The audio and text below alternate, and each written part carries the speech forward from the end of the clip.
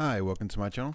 This is a pallet wood table I made for a client, and I'm fairly new to this, so give me some slack. I might ease my way into it.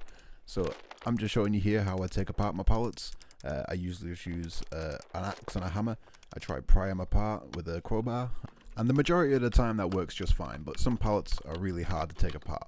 And with those pallets, I usually just break them up and see what I can salvage from them, because it's not really worth the time to sit there and struggle over the pallet, especially if it's very splintery wood.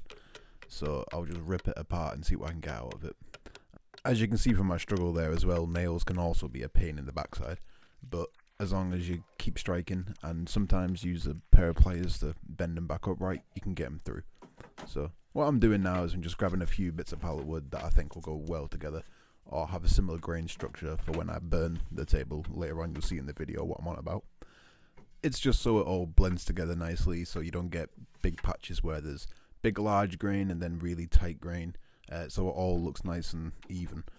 So once I've chosen my bits of wood, I clamp them together just so I can put them through the surface planer, get the edges all flat for a nice glue up. And if you see here, I got two different size widths of pallet wood, so I'm just doing it up in two. I would usually do it in one big batch though, just to make it easier and get it all done at once. This is just a really cheap surface planer that I'm using. I've had many problems with it in the past. For one, the chip guard, it does nothing but clog up, so I've just taken it off, so you can see there it's all just spitting out, and the hoover attachment doesn't work, it all just clogs up as well. But it's what you get for buying cheap tools, but sadly I can't afford the good stuff, so we work with what we got. So I'll run it through this a couple of times just to get a nice and flat edge, so I get a good glue up. Then I'll lay everything back out just to double check there's no gaps just before I glue everything up. And then I absolutely slap that glue on there. I only do one side. I know people say you should do both sides and stuff, but I've never seen an issue with just doing one side, so I just do the one side. Saves glue, it makes a little bit less mess. But I say that, and I do use a lot of glue on here, and it goes everywhere, but I want to make sure that my glue ups are nice and strong, so that's why I slap so much glue on there. And I just use my finger in this to do the glue, but now I have a little silicone spatula. Works a treat. But in this video I'm just using a glove with my hands. Now this is my first mistake, because I wanted to save time by not running it back through the surface planer, because I would usually glue this up in two bits so I could still fit it through the surface planer to make sure I get a flat table. But I ended up getting lazy, thinking that I could just glue it all up in one bit and sand it flat, since all the wood was already the same width. Mistake number one, you can't get it perfectly flat by hand sanding really. I'm not that skilled, so you'll see what I do to correct that later on in the video. Now here's mistake number two, and my reaction to this was something you should never do. It's an easy way to lose a finger, but I didn't have the fence set up square to my blade, so it was really hard to push through, and I didn't even realise it until watching back, and then I went back and fixed it and did a couple more passes to get a nice straight edge. But as you can see there, I lost a bit of wood from my little temper tantrum. So this is me trying to sand it all flat now, and I am just sanding and sanding and sanding, and it doesn't seem to be getting any flatter. And it was at this point I wish I just did two glue ups so I could run it through the surface planer. Would have saved me a hell of a lot of time, and the table would have came out flat straight off the surface planer.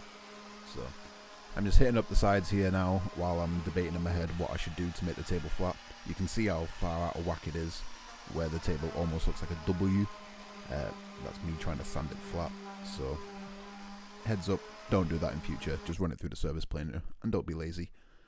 This is how the table's looking so far after hitting it with, I think it was 60 grit or 80 grit.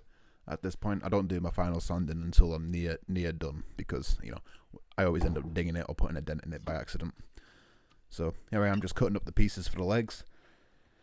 Again, made out of pallet wood, so I'm just following the line, cutting it, and I forgot to record me putting all the bits of the surface planer for a glue up, but put all those bits in there so they're all nice and flat. And here's mistake number three. I thought I could do it all in one glue up if I just leave the parts that I don't want glued up dry, but obviously it dribbles out, doesn't it? So you'll see what happens later on. And I'm just checking, making sure everything's all squared up before I glue it. And you can see there in the corner I didn't square it up good enough. There's a bit sticking up. So I try hitting it with a hammer. It doesn't really work. I should have just unscrewed it all, flattened it, and you know, that would have been the sensible thing to do. But Ooga Booga Brain just hit it with a hammer and hope for the best. And you'll see that in a second. Yep, there it is. Stupid. Luckily, there's a lot of material I need to take off these legs, so none of those hammer marks came through, and I still managed to get it all nice and flat. So I'm just taking the clamps off now, getting ready to get all the legs apart, so I can start on the surface planing and make, squaring it all up. And as you can see here, it all just came out in one big block. Because I use a lot of glue, it all dribbled over and stuck them all together. So I'm like, what do I do about this? So I ended up just getting my axe and just splitting them apart. Luckily, the majority of them came apart quite easily. You can see there, bits tear out and stuff. And this is the big one, where it ripped out a big chunk of material. And I was like, oh no, what am I going to do about that? So I decided just to power through with it and hope that I take enough material off for these legs that doesn't show through. Luckily, for the size of the legs that I need, I didn't actually need that much material on there, so I managed just to cut the majority of it off. And here's something I thought was a bit interesting. I found a little sap pocket. At least I think that's what it is. I'm not too sure, but it ended up just coming off in the surface planer anyway, so that was fine. And here I am just roughly squaring it up on the table saw, my dead cheap table saw that's definitely not flat, so that's why I use the surface planer to make sure it's all square. But I'm just ripping it down the sides, feeding it through the surface planer, get it all nice and square. So when I glue everything up, it just makes things a lot easier, and also, it's square. It looks a lot nicer than a jagged piece of wood. So as you can see in these, I have little lines running through, which is chips from my surface planer because I was an idiot and ran a piece of pallet wood with a nail still in it through it. So lesson learned. I've changed the blades now, but that's just what it looks like. I ended up just sanding those off. So I cut it down to final size, and then I started on this joint. I'm not too sure if this is an actual joint. This is just what I thought would be easiest at the time, and it's plenty strong enough to hold up the table. And I'm only a beginner, so I just wanted to do something simple. So I just took the chisel, chipped out the last few bits that were on there. In hindsight, I probably could have just used a miter saw to flatten it, run it across and do some dodgy cuts to make it flat rather than using a chisel. But this is just what I did at the time. And this is the shape I'm going for with the legs. I ended up just screwing in some, screws. So I didn't have to use clamps, and this turned out to be fairly strong. I don't know if this is a strong joint. It doesn't look like a strong joint to me, but I just thought there's plenty of surface area on there for glue to stick, so I'll do that. I'll just put a screw in it to make sure it all sticks. Not the most seamless glue up, but it worked. Here I am with my solution to flattening the table. I just made a little router sled. Not the flattest router sled, but it got it flat enough. So I ran it across a few times just to get it overall flat. You can see how badly I did that, but I managed to sand it flat from there. So it was still good. Did a bunch of sanding, getting all those lines out. You can start to see what the grain looks like on the table, and it doesn't look that good right now, but just wait until I burn it. Here I am just filling in all the holes and imperfections with some wood glue and sawdust, and now I'm just cutting out the channels for the table legs to sit in, because I didn't want to square the back up because it's just the bottom of the table, and I wanted to preserve some of the width of the table. So there's the channels all cut out. It's gonna serve for extra strength for the table, so there's no warping, because the grains run in opposite directions, so they'll all be pulling on each other. So that should keep it nice and flat. Despite humidity and temperature changes and all that stuff. So I'm just getting rid of the excess wood glue and sawdust, getting it all flat. I could have used resin or super glue. I use super glue now, super glue and a bit of charcoal, or super glue and a bit of wood dust, just so I can do it all in the same day instead of waiting 24 hours for the glue to set. And also it's a lot less harsh on my paper grits. Here I am just burning the table with a very cheap weed thing. It's to burn weeds out of your garden, but I use it to burn tables. It's quite a weak flame, but it gets the job done. I try to get it as even as possible.